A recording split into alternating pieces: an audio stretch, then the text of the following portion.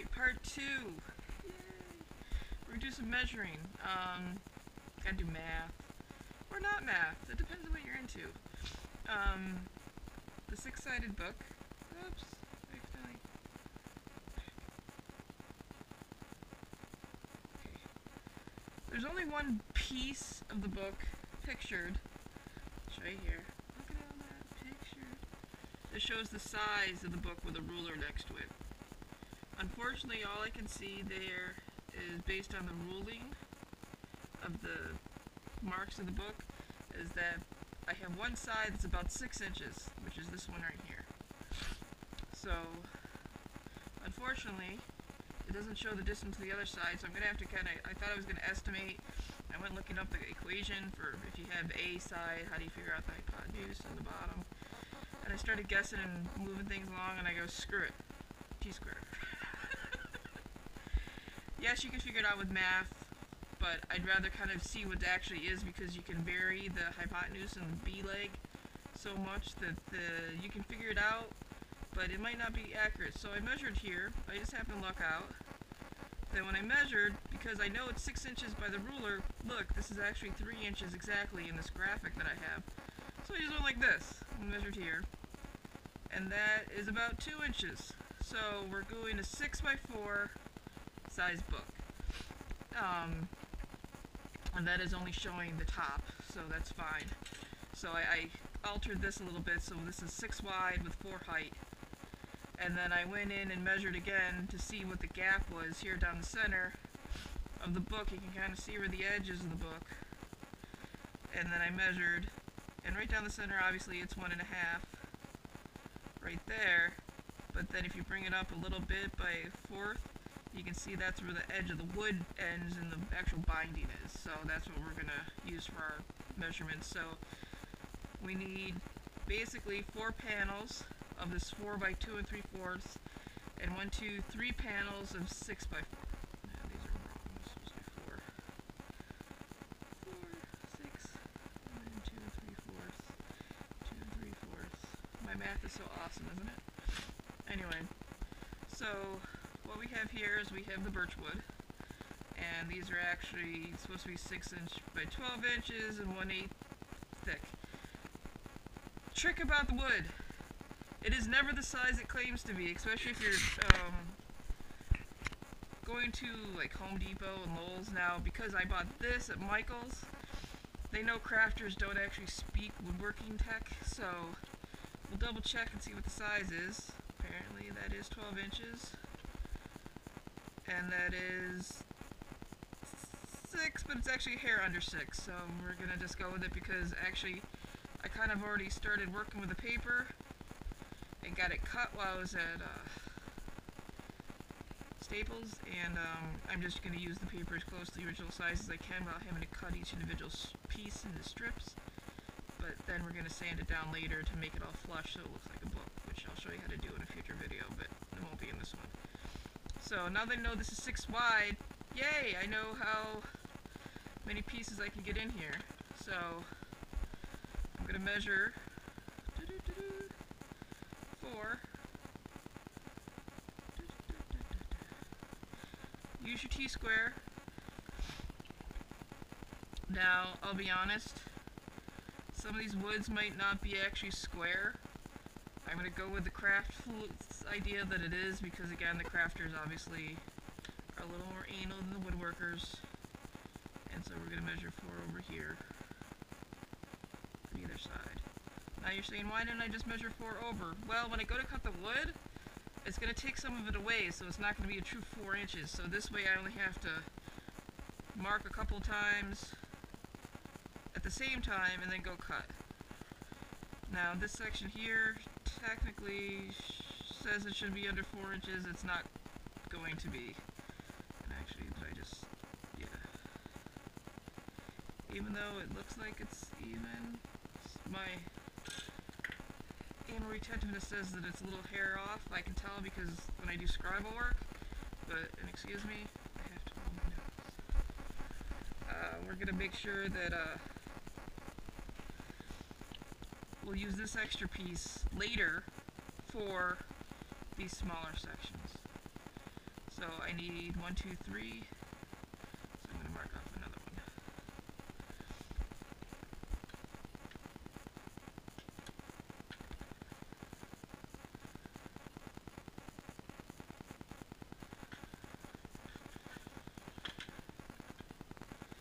Now these are untreated woods. I'm going to leave them untreated because we're going to actually cover them. Though the center pieces, these inside pieces, won't be covered with leather. I'll probably end up covering them with my favorite thing in the world, which is linseed oil, or I might put a stain on it. I haven't decided yet. But I want to keep them really light because you can hardly see. Let's see if we can reference over to this other inside picture. Actually, no, other way. Sorry. You can see the side of the book, and you can't really see where these divider lines are, but you can see where this black mark ends here and a black mark ends here. Black mark there, black mark there. Shows where the separate wood pieces are inside the book. And then that's the center line where the do-si-do piece changes.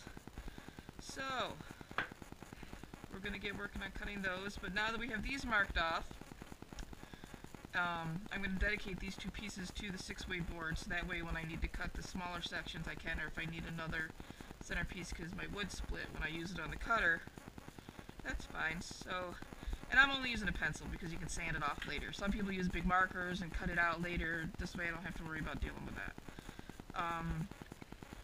Next place is the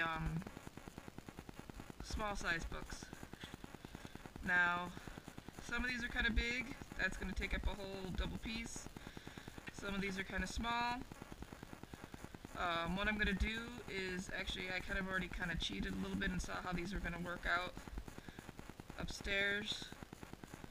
You just kind of figure out the size that it'll fit. I want to bring this down a little bit from the edge because I don't want to use the natural edge because I don't want a flat space there. And then I can use this. And we're going to mark it off. Again, don't want to use this edge, but I'll gladly use the flat edges on the fold section. So again, put it in. You can tape it down if you want. I'm just going to mark it off and make sure that the piece doesn't move around too much while I'm sketching. And don't worry if you write on your template like I just did, because it's a template and this is pencil and it'll come off. And also because I saved my templates in my notebook, I can always make more.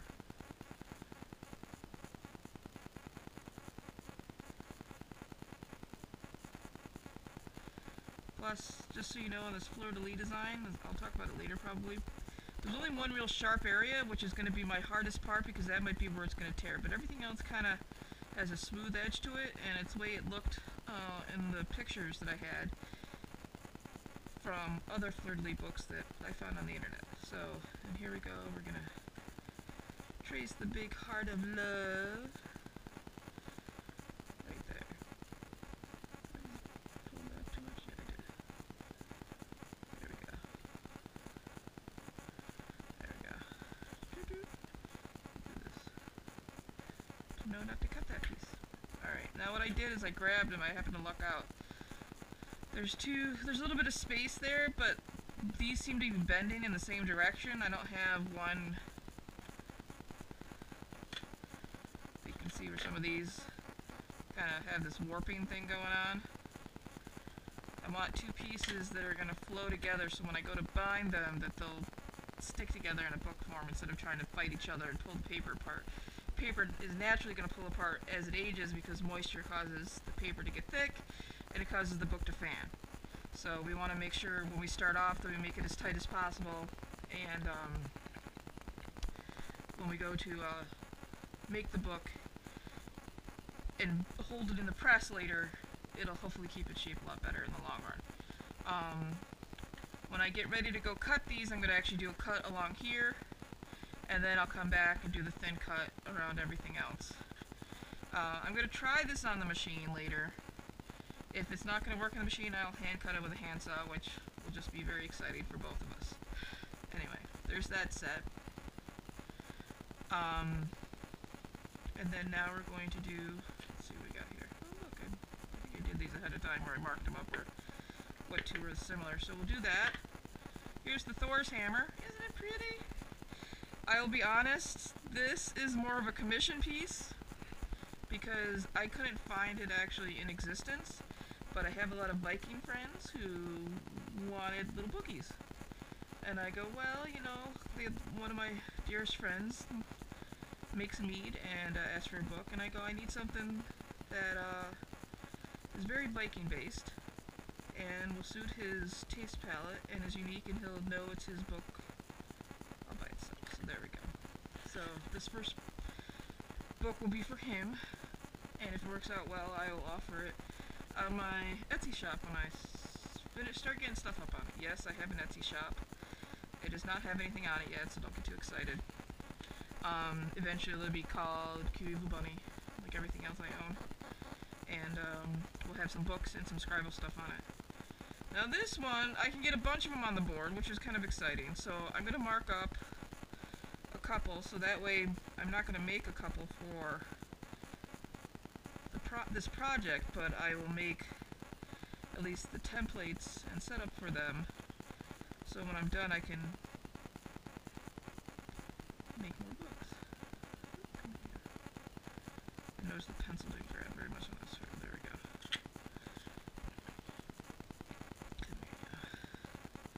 Now you notice I'm making some space in between. Again, my cutting skills are not that great yet. I only got the power tools for Christmas, and it's still February. I have not been down here as often as I liked.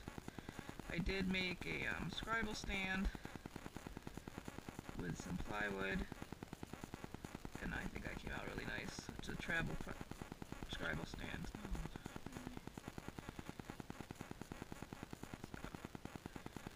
here we go. The love and joys of tracing. And then I think, you know what, maybe I'll just hold off and leave this extra pieces as scrap. I want to see how these come out first. Alright, so that's part 2. That is tracing. Now, when you come back, I will actually have these taped together with painter's tape, all the book sections. So when I go to cut them, they aren't sliding all over the place because I need these two pieces to stay together, because I found when I was working before that they slid everywhere if I tried to do two at a time. So I learned from my mistakes, and we're going to tape these together, and we'll go ahead and start cutting in the next project. Video 2.